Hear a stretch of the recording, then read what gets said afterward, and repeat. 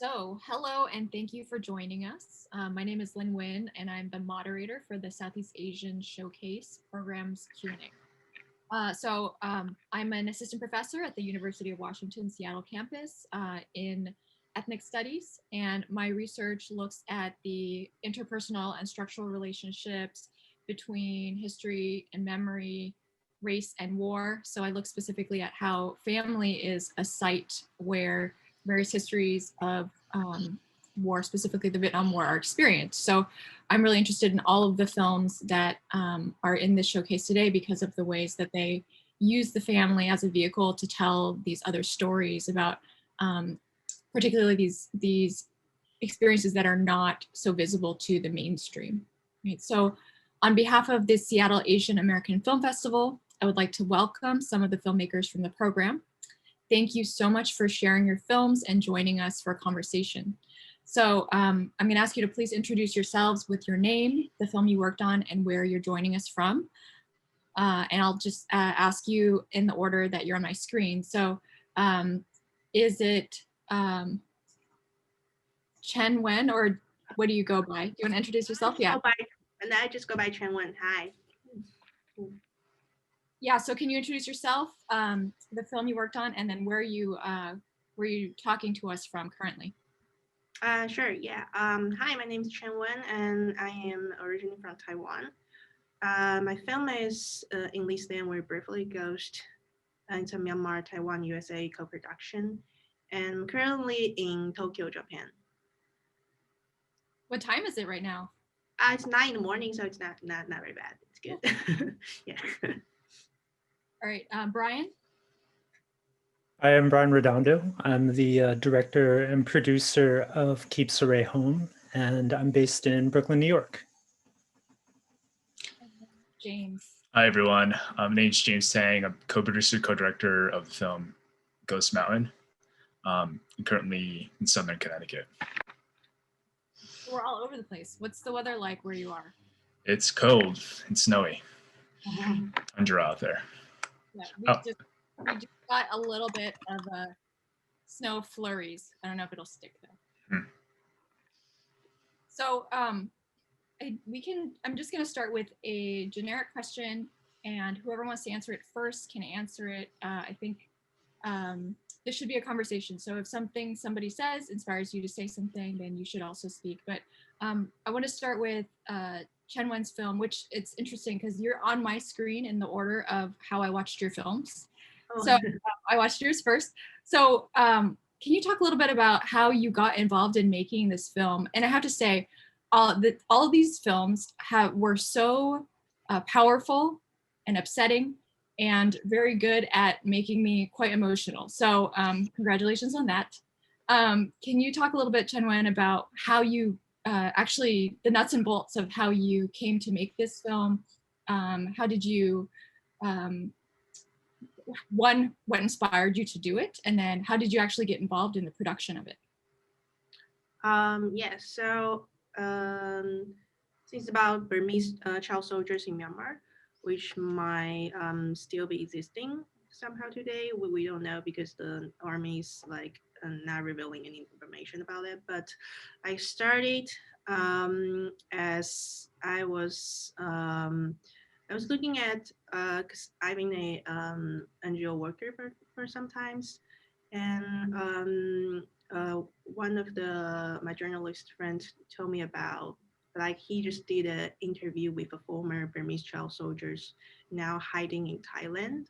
Well, basically most of them who escaped from the army, they are living in Thailand right now as undocumented immigrants. And he just did an interview, which is pretty rare. And I was really shocked by life story of the man he interviewed. So I decided to go to Thailand and to meet the guy. And after I talked to him, I decided to like really try to like make their stories into a movie. I just want more people to know about it. Yeah. So Brian, how did you get involved in the film that you ended up making? What inspired you to do that? Yeah, so I think as a documentary filmmaker, I've always strived to tell stories about the Asian American experience, but particularly focusing on the issue of immigration and how that impacts people's lives.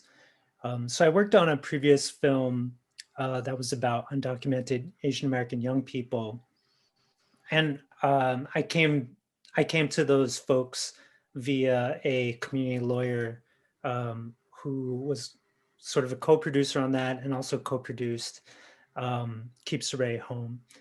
And so during that process, or rather after that process, some of those same young people years later kind of lamented that, fighting for dreamers, and this whole kind of rhetoric about people deserving to stay, and that they're high achieving and they have lots of opportunities that are being denied to them, but very deserving of those opportunities.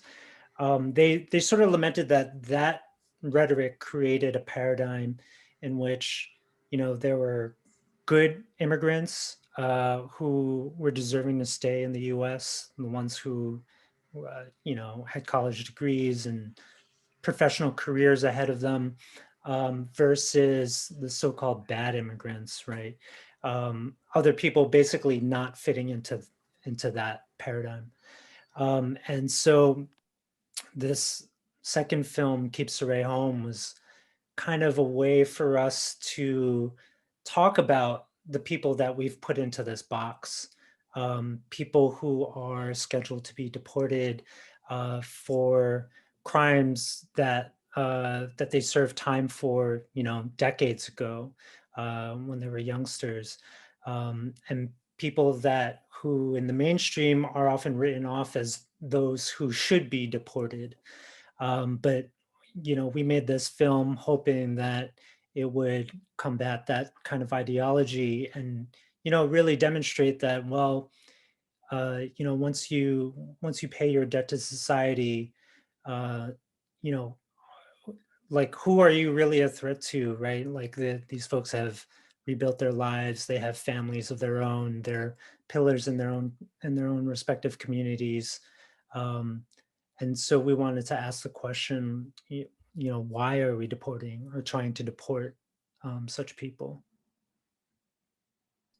Great, thank you. And then James, I mean, your film begins with what inspired you to make the film. So my question then is, what actually went into convincing your father to not only tell you this story, but to tell it in such a public way, and to actually relive these experiences to share not just to you, but to a broader audience?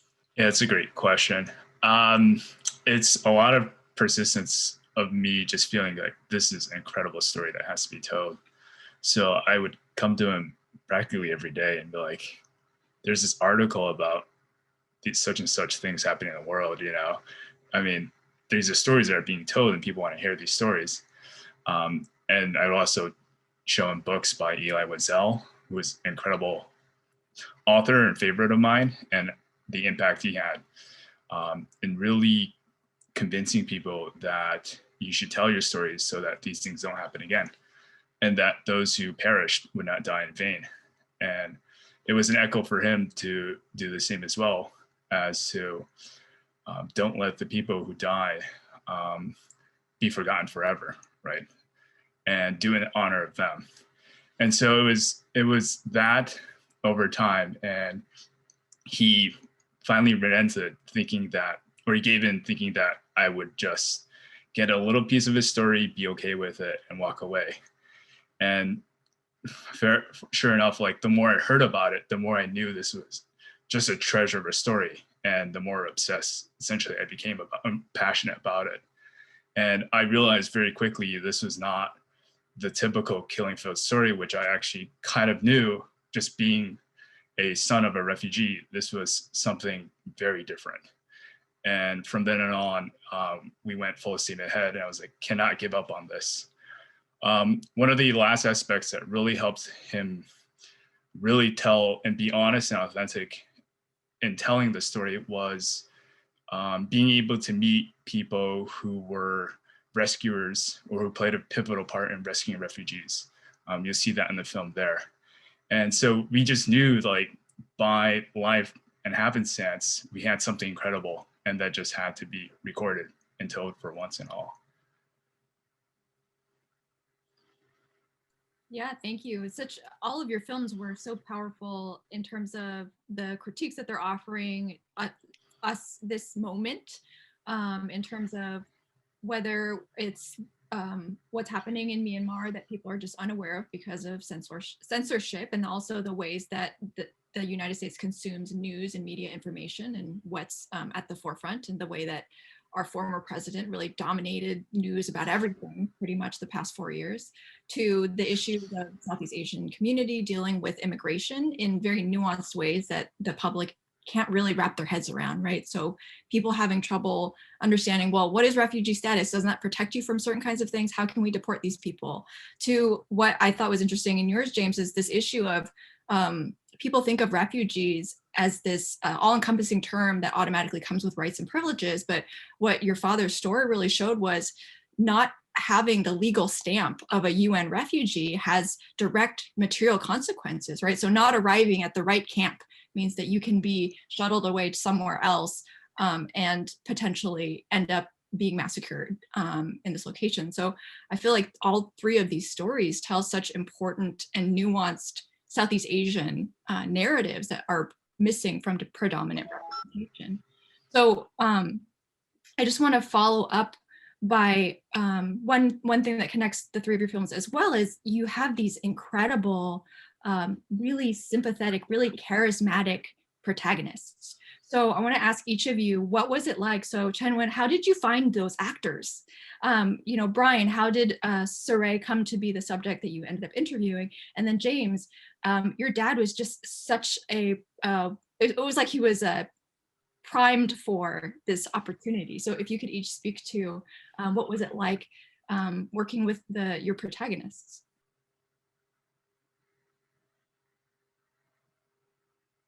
So you're muted. Oh, sorry. Okay, so I start. It actually took us more than 5 months, 5 or 6 months to find the lead actress and the actor, because I was told that because we shot the film mainly in U.S. And it was extremely hard to find a actually Burmese speaking girl like at the age of around 12 who although also like was allowed to be an actress, because I was told by a Burmese guy that most of the Burmese parents in the United States like wanted their children to be doctors or lawyers, just like a lot of other Asian parents. So so in the end, like I put a like casting notice at the largest Burmese newspaper in the U.S. with the help of a friend. And the girl I casted in the end was the first girl who showed up at the audition. Right. She was really, really good, but like I literally didn't have any other choice because right. So that was how I found the girl. So Yeah, casting. Yeah, casting is always pretty difficult, even in documentaries. We came around to Saray because he actually was scheduled to be detained and deported multiple times within the same year. So in the film, you see it sort of happen and unfold on camera. That was the second time that year that had happened. And so earlier in the year, the first time around, there was a lot of kind of community activity to try to support him. And it was at one of those gatherings, one of those rallies in his name that I was able to connect with him. He had already sort of been speaking with the two community activists who appear in the film, and they kind of help with that introduction. And just talking with him and his family, they were already in such a precarious moment in their lives that I think they knew that they wanted to do anything and everything that they could to keep Saray home, essentially. And so, when I talked to them about perhaps being in this film, they were really open to it, and brave, really, to share their stories on camera. And from there, it kind of just snowballed. At first it was, Saray and Tammy, his wife, and then we started to incorporate all the children.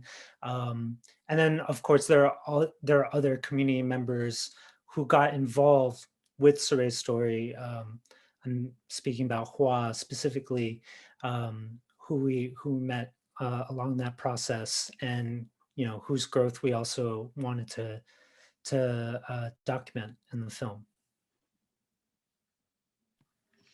So it's very interesting to see the unfolding of my father throughout the story, because I'd always seen my father as the hard knocks, like, survivor. And some of this came from, like, we'd have this very innocent moment, you're at an amusement park or Six Flags, and there'd be fireworks going off right in the distance. And my father would always make this comment, be like, when you hear sounds like that, the war is coming close, back in my day.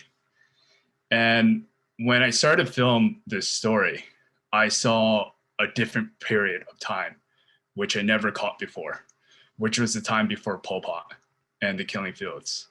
And that's what really struck me the most, was he lived, evidently, a very similar upbringing to what I had. He had, the bike, the radio, all the fun, right? Movies, cowboy movies from America, the Kung Fu movies. And that just really hit me square in the chest, because they had, in the 60s, a modern lifestyle. And that was just all taken away from them, from the killing fields, and just shows the incredible decline and deterioration that war and conflict causes. And so I give my father a lot of props for the courage and the boldness he has to tell this story, and the scar tissue that came out of it and that was shown. It was just tremendous. So I look at him with such tremendous honor. The other person I want to highlight is Tita Bootnam. And she, in the film, was the person who had been the daughter of a diplomat. She had essentially, as well, the more elevated urban life, went to school, learned English. Even in America, she had worked in the Bay Area. So she had such a story, and she offered such a contrast to my father as well. And I found her, she had a book written about her, To Destroy You Is No Loss. And she had a sliver of that part of that book talking about this massacre of refugees down probably here. And I think she herself also adds a lot to this timepiece of Cambodia prior to Pol Pot, because Cambodia was considered the pearl of Asia by the French. And they even considered Phnom Penh like little Paris. And that just blows my mind every time I think about that, how much a country that was just so idyllic and had everything the West wanted was just taken away so quickly.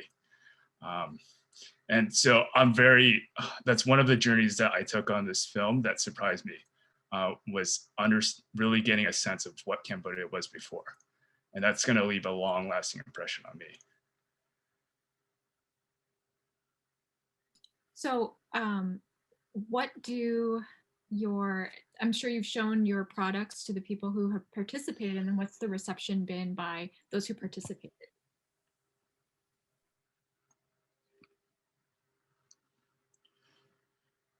I've been actually very pleased with the response of our audience, and how it really has been able to resonate with them. The story is a personal story that is layered upon geopolitics that are really complicated. You're talking about almost essentially 3 different wars: the Vietnam War, Pol Pot killing field, and then this like carnage that happens on the border of Thailand and Cambodia. And the fact that people are still able to get a sense of being like almost side by side with my father. And they come to me and they're like, thank you for telling this. And it's so important to me. And I remember when we showed it in Sedona, Arizona, and right before COVID took place, and we're actually there physically. And because it's Arizona, there are several immigrant populations, right? Or people from Mexico. And there's this one woman who came up to me in tears. And she's like, please thank your father for doing this story. Like, he's telling such an important story about really like the importance of immigrants and refugees. And it spoke so much to me. And I thank him so much, right, for showing the good side of us immigrants. And we're all together with this. And so that really left me, one. And so I think of that woman quite a bit throughout this. And so those are one of the gifts you get from doing the film. Well, and also, what does your dad think? He unfortunately was not in Sedona at that time period, so he has not had reception. He has not been able to mingle with audiences per se. But there are people who we've talked to on the phone and called them, and that's just, he's always elated about that. To know that, I think it's hard to feel that your story is ignored and nobody cares about you. You're just denied, right? And you're just not seen, and that's the worst, right? But thankfully, like, people are there and just are able to sense the gravity of what he's went through and the solidarity with that. And that means so much to them. It means the world.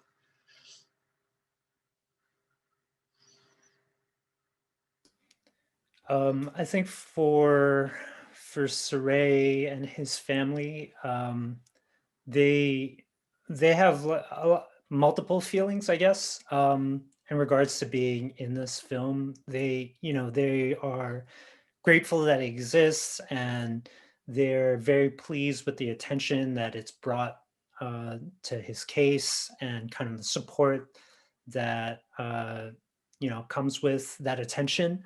But at the same time, there's still trepidation around being seen for this thing, for for having been convicted and being in danger of being deported, and it's such a politicized issue, unfortunately. So there is some nervousness as well, and then on top of that, I know that for for his kids who I've talked to, it can actually be kind of difficult for them to watch the film, because it was such a traumatic experience for their whole family, and continues to be, as his status and his case are still being ironed out. So that's difficult, but at the same time, I know his parents are very happy to hear how their children have been processing the whole thing, the whole ordeal, as they express on camera, because in actuality, they don't always have that kind of open dialogue. As you can imagine, like trying to talk to your teenager about how all this is affecting them, is not an easy conversation to have. So I think in that regard, they like hearing how their kids were dealing with everything, and just like knowing that they were opening up in this way. So yeah, it's kind of all of those things all at once. And I think that's the difficulty for anybody who agrees to be a subject of a documentary.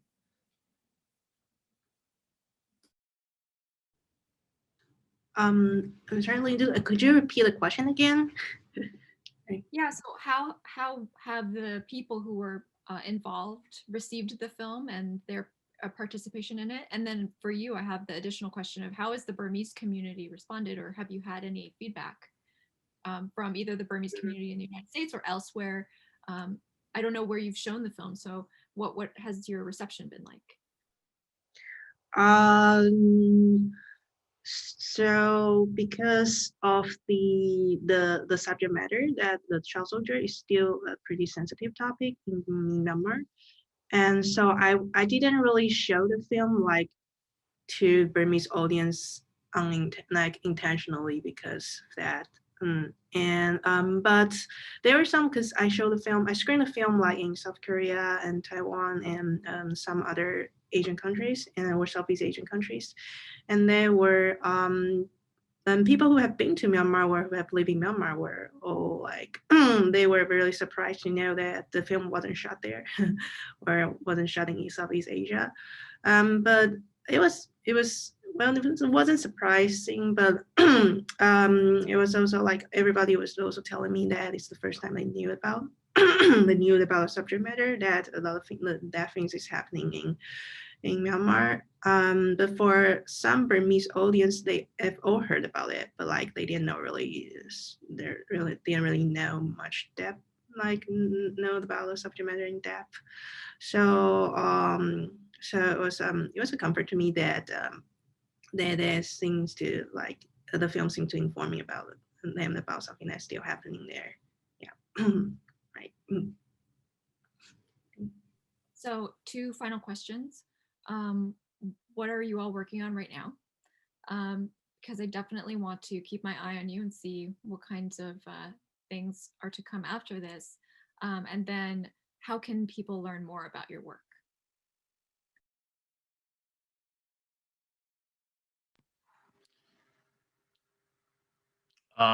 I'm considering taking the next steps of this is making a museum of within the area which this terrible event happened, which is in Pravihir, Cambodia. The border soldiers there were just so enthused that we were there. After wrangling with them, getting into the actual site and filming there and getting this first time exclusive footage in this minefield, but they warmed up to us, and the general there actually gave us a piece of land that we can use to build a museum there. And we haven't been there since 2017, but he called last year and right before COVID, and was like, hey, I still remember you guys, what you guys up to? I still have this piece of land for you guys if you guys want to do something with it. So I'm probably gonna start sketching out and thinking more about what this would be and what this would look like, and chart out a plan about that. I'm thinking, because we like the audiences or the people, visitors, to interact and feel like a refugee of the time. They can't do that by going into the minefield, right? But we would sort of structure the museum where they would feel like going down a staircase, and there'd be vines and jungles, and they'd interact with the entire building, and to get them a sense of the peril at which you were a refugee back there, standing at the edge of this escarpment looking down. So that will probably be another multi-year project for me. So I'm continually trying to tell the story and really getting it out there. I think it's an important one that should not be buried in history. I think it speaks a lot to all of the dynamics that happen into the world when you have war and conflict and what they lead to. So if viewers want to follow me more, you guys can find me at pvfund.org. That's www.pvfund.org. And there's an email down there you guys can send to. We'll reply very quickly to you guys back.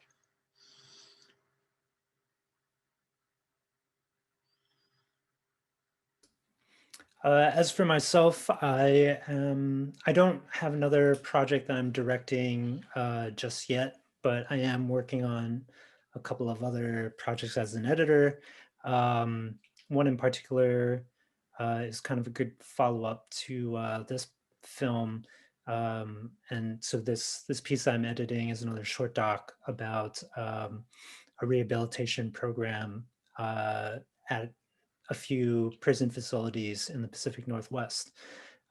So that's sort of an interesting kind of, I guess, tangent from Keep Saray Home. And then in terms of just keeping abreast of this film and other films. Definitely, if anybody out there is interested, follow Keep Saray Home on Instagram or on Facebook. That's at Keep Saray Home. And check out the website. It's just keepsarayhome.com. And you can also check out my personal website, which is brianredondo.com.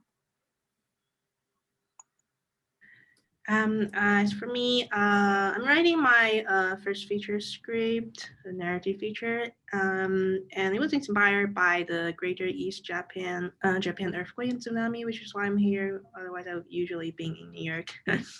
And it's just I'm doing some research, and but I don't expect the script to finish in like another 6 months or something. And then I start looking for a fellowship or a workshop to attend in the United States, right? And how can people learn more about your work? You mean my new work or like the upcoming projects? If you have social media, if people can follow you. Okay, I am really not like using social media at all, which is like not good for a filmmaker nowadays, I guess. But yeah, I'm trying to build my production company's website, and then it's called Cinema Unity, and then could find more about the upcoming projects there. Mm-hmm. Great. So thank you all. Thank you so much for joining the 9th Seattle Asian American Film Festival. We appreciate your support. If you haven't done so already, please take a moment to fill out the festival participant survey. There should be a link in your confirmation email. Data from the surveys helps us get grants and sponsorships that make this festival possible. And it's another way you can support the film festival. Check out our other programs on seattleaaff.org. Tickets are still available. And on behalf of the Seattle Asian American Film Festival, thank you. Stay safe and stay healthy. All right. Thank you too. Bye. Thank you for having us. Yeah. It's a real privilege. Thanks.